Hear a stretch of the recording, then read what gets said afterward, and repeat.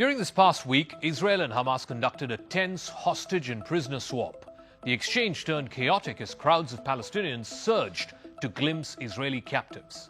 Hamas freed 8 hostages, including 3 Israelis and 5 Thai workers.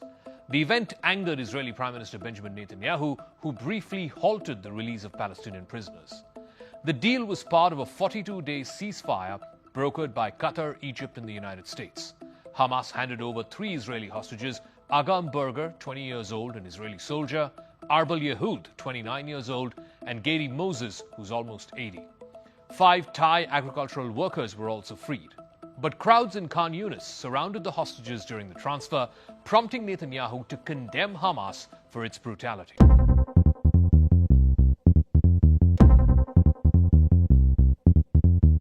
In that southern city of Gaza, armed militants struggled to control the crowds who had gathered in thousands and who were chanting right outside the home of slain Hamas leader Yahya Sinwar.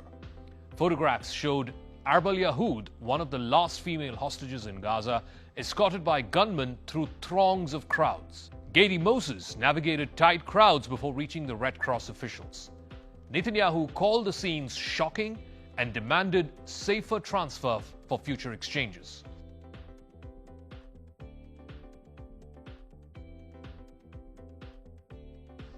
Hamas, battered by months of Israeli military operations, gains precisely what it needs from this ceasefire, which is time.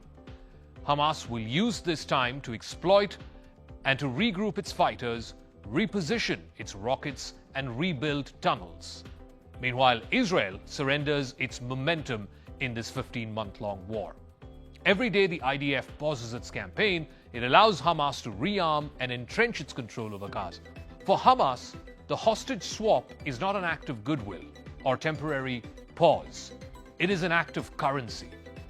Each released Israeli hostage buys international legitimacy. It bolsters Hamas's narrative of being the sole keepers of Gaza. By contrast, Israel's release of Palestinian prisoners, many of whom were convicted for terrorism, rewards violence. It also risks future attacks. Releasing as many as 1,500 prisoners, including some of them masterminds of suicide bombings, is not just a security gamble. Many in Israel are calling it a moral capitulation. The release of these prisoners also signals to the Palestinians and to the international community at large that terrorism pays.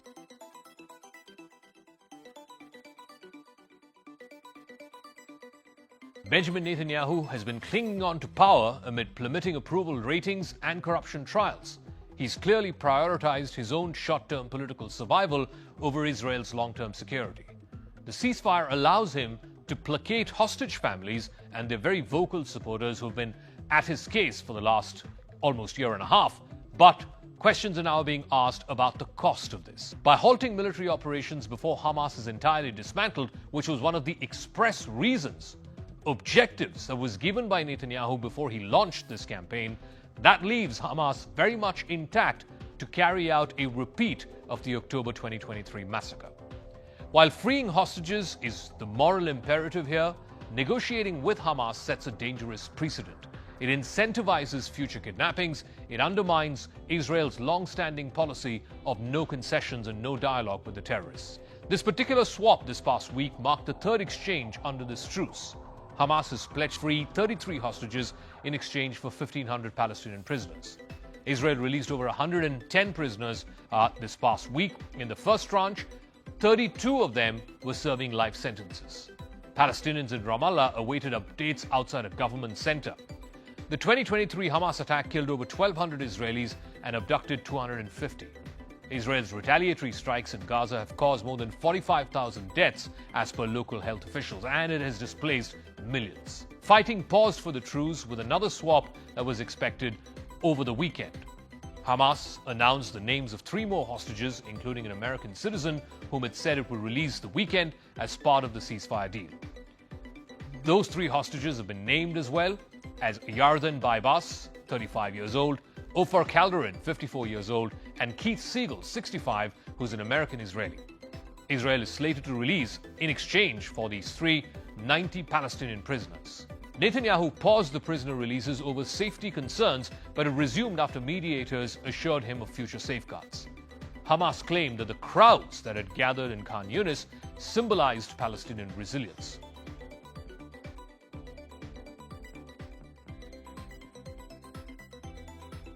Prime Minister Netanyahu is all set to meet President Donald Trump of the US at the White House this week. The talks will focus on extending the Gaza ceasefire. Netanyahu becomes the first foreign leader invited during Trump's second term. That's a signal of how much Trump is prioritizing the US-Israel relationship. It also underscores Trump's focus on ending the Gaza war first over other conflicts like the one in Ukraine. The ceasefire's first phase began just a day before Trump's inauguration, giving his administration early momentum as well as some bragging rights. Trump had earlier warned Hamas to release the hostages before his swearing in, vowing that there would be hell to pay if the demands were not met.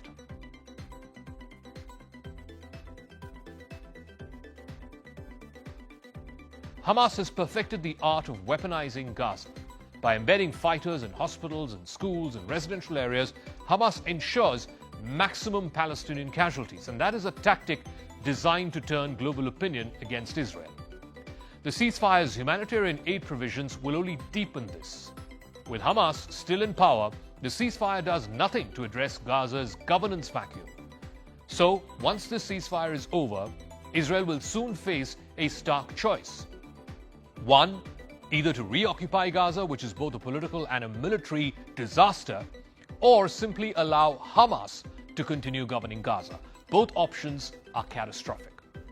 The ceasefire's next phase hinges on further talks. Hostage families have urged officials to continue negotiations until all the captives are returned. The chaotic exchange that we saw this past week highlighted tensions in this rather tenuous ceasefire. While some hostages have been reunited with their families, many of them are still captive. The truce offers temporary respite, but lasting peace is very, very uncertain. This ceasefire is not peace. It is simply an intermission. Hamas survives to fight another day, Israel's security has been eroded, and the international community pats itself on the back for delaying the inevitable. When the truce collapses, as it will, the war will resume with greater ferocity. And when it does, Hamas will be stronger and savvier. It would have learned how to manipulate global opinion. Israel, on the other hand, would be politically fractured and morally exhausted. And it's going to face a very stark choice. And that is this. The hard truth is that there can be no lasting peace with Hamas. There are only two choices.